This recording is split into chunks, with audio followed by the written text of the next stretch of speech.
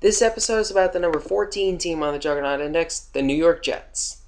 If they were a fictionalized version of an NFL team, you'd dismiss the New York Jets as unbelievable. There are just too many cliches here, too many sideshows. You could never sell this script. The Jets have a star player holding out, dissatisfied at a $120 million offer in Darrelle Revis. Another star faces a 4-game suspension for violating the league's substance abuse policy, Santonio Holmes. Another star is dealing with child support issues, 7 kids in 5 states with Antonio Cromartie. And naturally, we have the charismatic yet reckless young quarterback, Mark Sanchez, the past prime running back, LaDainian Tomlinson, the first-round bust earning crazy money, Vernon Golston, the receiver who can't catch, Braylon Edwards, and the brash, outspoken head coach in Rex Ryan.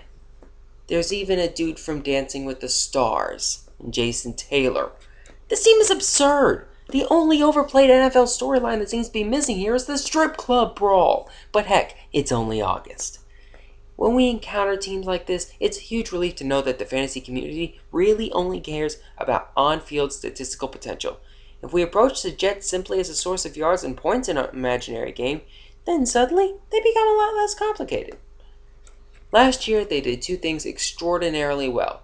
New York led the league in rushing with 172.3 yards per game, and the defense stopped everything, allowing the fewest points and total yards in the NFL.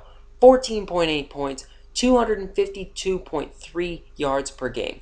This was a perfectly middle-of-the-pack offense, but the Jets still outscored opponents by a touchdown per game. New York was one of only 2 NFL teams that gained more net yards on the ground than through the air. Not surprising given the extreme run-pass ratio.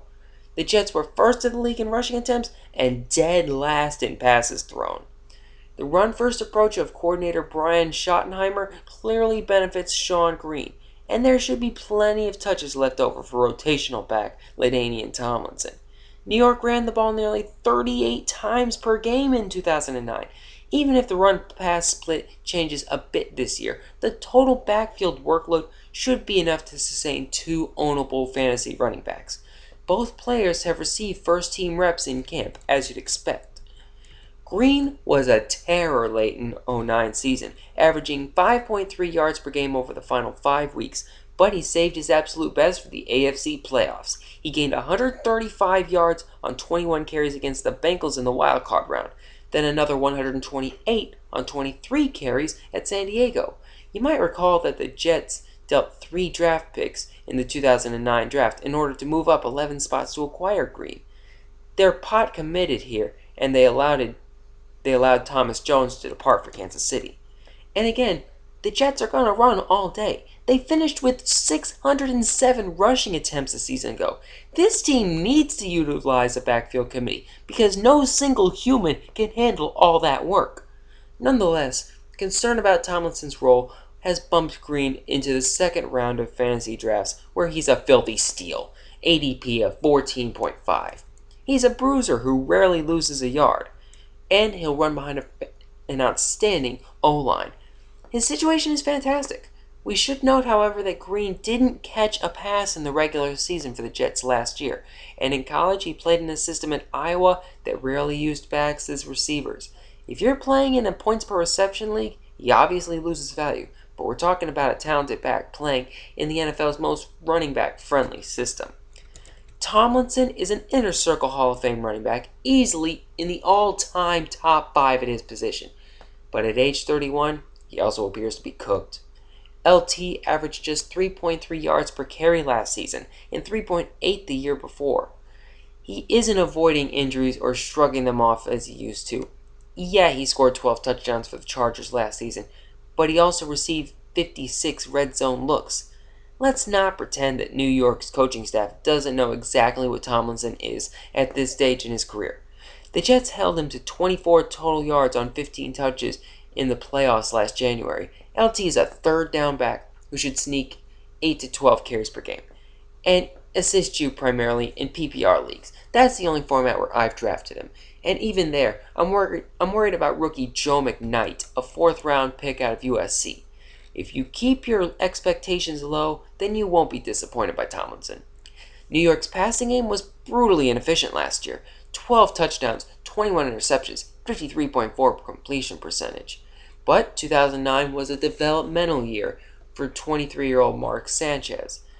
All rookie quarterbacks have their ridiculous moments, so you'll have to be willing to forgive a few mistakes, or a few dozen.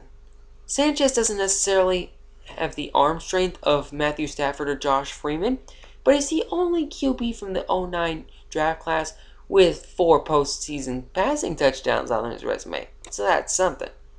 He's also fully recovered from off-season knee surgery. If you're a Jets fan, there's all sorts of reasons to be optimistic.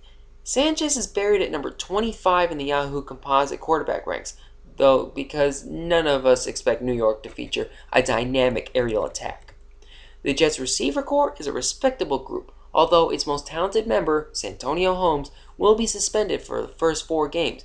If you're drafting Holmes, you'll need to find a placeholder until October 11th, Monday night versus Minnesota. Braylon Edwards had his moments last year, 12 games, 35 receptions, 541 yards, 4 touchdowns. But this offense failed to deliver a 60-catch receiver. Without a significant philosophical shift in New York, this team won't produce a top 30 fantasy wide receiver. Jericho Cotchery, Brad Smith, David Clowney, and Lavernius Coles are behind Braylon on the depth chart. As fantasy options, these guys range from low upside to no upside. Tight end Dustin Keller's career began with a pair of remarkably similar seasons: 48 receptions, 535 yards, and 3 touchdowns, to 45 receptions, 522 yards, and 2 touchdowns. He's an interesting talent in an unfortunate scheme. There's hope for Keller as a fantasy asset only if the Jets indeed trend towards a more normal blend of ground versus air. None of us should need to tell you that the New York's defense was exceptional, of course. This unit is adept at creating confusion and forcing incompletions, generating pressure without actually sending a million bodies at the passer. The Jets led the NFL in pass defense with 153.7 yards per game and 17 interceptions, and they ranked 8th against the run, 98.6 yards per game and 3.8 yards per carry. This is simply an outstanding D loaded with talent. Assuming that Darrelle Revis eventually signs, New York also has the game's best corner, a guy who smothered Andre Johnson, Randy Moss, Roddy White, Reggie Wayne, Chad Ochocinco, and various others last season. And in the unlikely event that he doesn't sign for a giant pile of money already offered, or an even larger pile of money, then New York still has Antonio Cromartie and first-rounder Kyle Wilson. Linebacker David Harris is an elite IDP coming off a 127-tackle, 5.5 sack season. Other IDPs of interest include linebacker Bart Scott, the defensive end Sean Ellis with 5.5 sacks, and defensive back Jim Leonard with 76 tackles. If you have anything else to add to our Jets discussion, or you'd like to lead us in a rousing chant, please visit the comments section. This would be the appropriate time of year to say insanely optimistic things about Sanchez, if you are so inclined.